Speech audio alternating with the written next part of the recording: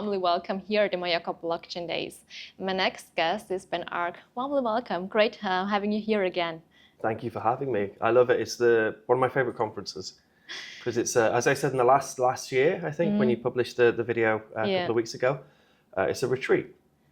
And it's like a nice condensed group of Bitcoiners, high signal Bitcoiners, and everyone's exchanging ideas and talking about projects they're working on and then how those projects can complement each other. And you don't have that typical thing which a lot of conferences have where they take speakers and they pull them away from the other attendees, which is always a shame because we're all just Bitcoiners and we just want to hang out and talk. And actually, like, regular attendees have a lot of good input and can give you a lot of good ideas as well. So it's nice just to have an environment where everyone's just hanging out. It's great. So it's basically for you, like, you need to come here every year. That's amazing. Yeah. Awesome. So we talked about Nostr already last year. What has happened during the last couple of months? What are the updates? Yeah, so with Nostr, a lot, really. So we have obviously the social networking side. All the different clients on Nostr now are working better. But more and more we've been exploring different use cases for Nostr. So one which we've been exploring in LNbits is IoT. And surprisingly, being able to, like, DM effectively a light bulb in my house and telling it to turn on is useful.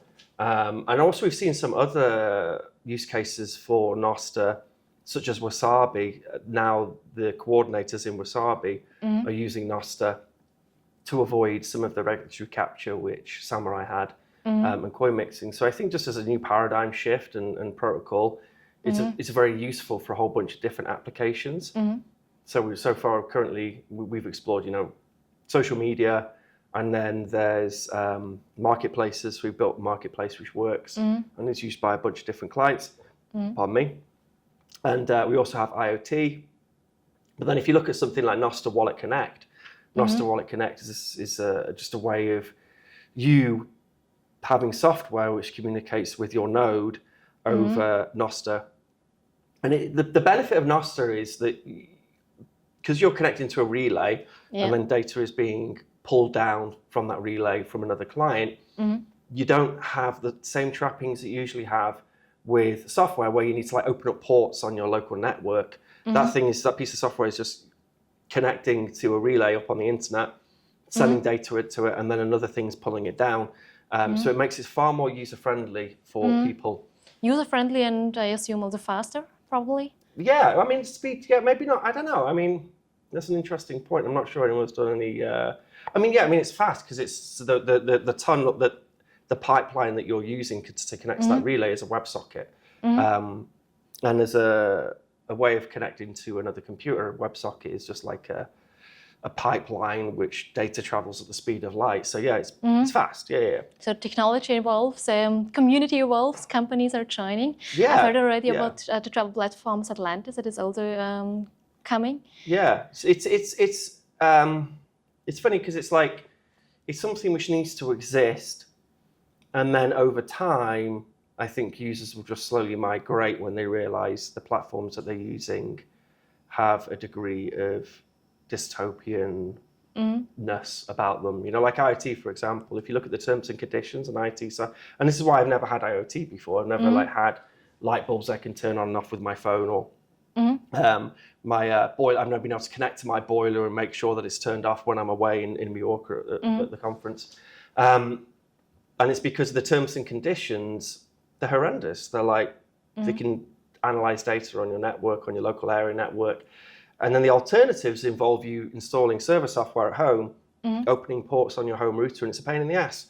So, but with IoT, with Nostr, somebody could buy an IoT device, not even know that they're using Nostr, scan a QR code, connect to a web portal, input, a public key, Wi-Fi credentials, and then you can then operate that device just from a dumb client which exists on your phone and doesn't have any of those horrible terms and conditions. Because Nostr is essentially like a permissionless development environment. If it does, you can just use a different client. So it's a great paradigm shift and architecture for building a whole bunch of things, not just social networking. And I think that's what people are more and more exploring. I did do a talk on Nostr today, and something which I missed in the talk actually, which I really wanted, the whole point of the talk, which I completely forgot about, so I mentioned now, was that we had these generalized, so originally in the internet we had forums. So if you had an interest, you would have a forum, like Bitcoin, there's a Bitcoin talk forum. Or it might be like British Bulldogs, or I don't know, whatever, like, I don't know, any interest. And you would have these different forums, and then people who define themselves by their interests, all their friends would be on those forums. And then, because of the gravity of these centralized platforms such as Twitter, Facebook, people shifted across because there's this network effect of users. With Nostr, we can have both. So because all the data is interoperable, and because the user base is interoperable as well, you could build a client which is theme-centric to whatever interest you're in. So say if you're interested in Mallorca. Mallorca is a good example. You could have a Mallorca Nostr client, and then it could automatically connect to a certain bunch of relays, which whoever's running the client software runs. So you're likely to kind of bump shoulders with other people who have an interest in Mallorca, or at least using that client. But you also have access to the rest of the user base of all the other people. So you have the benefits of a big platform like Twitter, but you also have the benefits of a smaller forum-based platform in that it feels designed for your interest, you know? So I feel that that's really where a lot of the evolution of clients will go. And I really wanted to talk about it today, but I completely forgot because I was doing my talk and I just started rambling on about all the other stuff. And there's so many exciting things in Nostr right now. It's amazing. So I started talking about those, and then I forgot to talk about that point, which I think, you know, even I don't like the guy, but even if you look at Donald Trump when he had his election thing and he got kicked off Twitter, imagine that Nostr existed.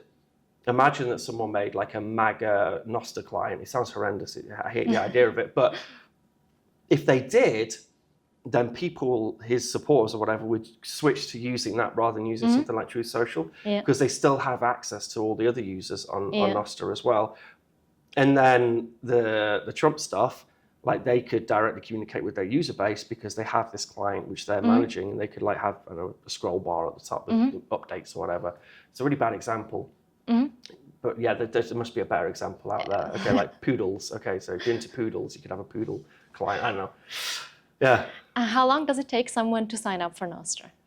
For someone who has no experience? Yeah, it's pretty quick. The clients are getting by. It depends on the client. So like, permissionless development is a huge advantage. It can also be a disadvantage in that you're spoiled for choice on clients. So often people will install a client, and there may be like some platforms or some devices have a limited amount of clients which you have access to. So you then install a client which has some bugs or whatever, and then you have like a negative Nostr experience. All that's getting better over time. I use the client Amethyst, and I'm always shilling them because I think it's amazing. Like it's on Android, and for me, my Amethyst experience is as good, if not better, than my Twitter experience. Just the UI, not even like, oh, you know, Nostr decentralized, blah, blah, blah. Just the UI of actually using the client software, I find it better than using Twitter. And I find like finding information, and I don't know, like it feels better. It's more intuitive.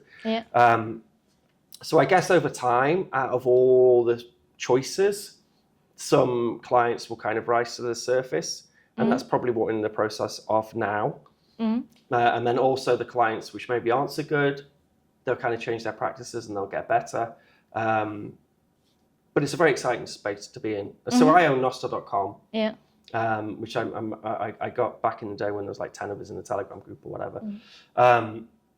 And more recently now, as an LNbits, we've been figuring out how to make that more useful, but in a way which isn't annoying and corporate.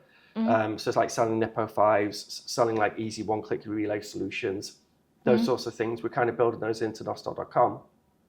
The cool thing about that is that all the things, like the products we're offering on there, they're all based on free and open source LNbits extensions. So it means we have a good excuse to work on all those extensions and make them better for the community as well. So we're trying to find that balance between free and open source projects, free and open source protocols, supporting those things. And then as well as that, yeah, have the balance of having then a for-profit arm which can employ developers to work on those things, and then I'm looking forward to see you next year again. Yeah, definitely, 100%. It's a must be. Yeah, anyone else who should All right, join us next year, Mallorca Blockchain Blockchain Days. Days.